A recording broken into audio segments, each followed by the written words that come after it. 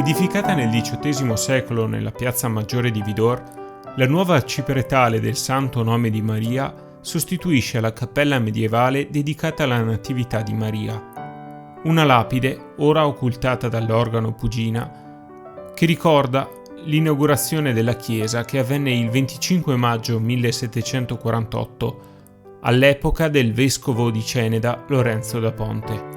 Trovandosi Vidor in prima linea durante la Grande Guerra, la chiesa subì pesantissimi danni dalle artiglierie italiane, che provocarono il crollo del tetto e la quasi completa distruzione degli arredi interni. Rimasero in piedi solo i muri laterali e il massiccio campanile ottocentesco.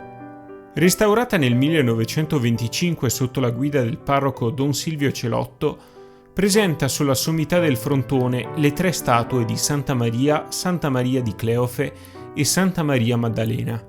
Di elevato pregio artistico sono le 2 pale della Madonna del Rosario e della Glorificazione del Santo Nome di Maria, festa che ricorre il 12 settembre a ricordo della vittoria cristiana sui turchi che avevano assediato Vienna nel 1683.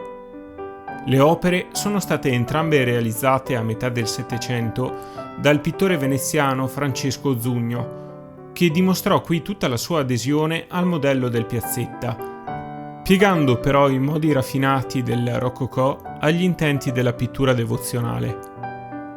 Vidor è il paese del quartier del Piave che vanta la presenza più consistente del pittore veneziano Guido Cadorin, chiamato nel dopoguerra per realizzare prima una resurrezione sul soffitto e in seguito la Sacra Famiglia, il Padre Eterno, l'Adorazione dei Magi e la Crocifissione.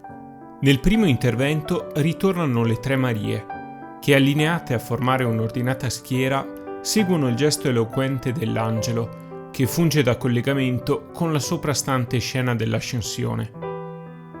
Il tutto viene espresso in una pittura limpida che realizza atmosfere immutabili, interpretazione in senso volumetrico del linguaggio purista che trova le proprie radici nella rilettura dell'arte del primo Rinascimento. Il Sacro Nome di Maria, rappresentato dalle 3 statue sul frontone, veglia dall'alto, affinché più non si ripetano gli orrori e le distruzioni della guerra.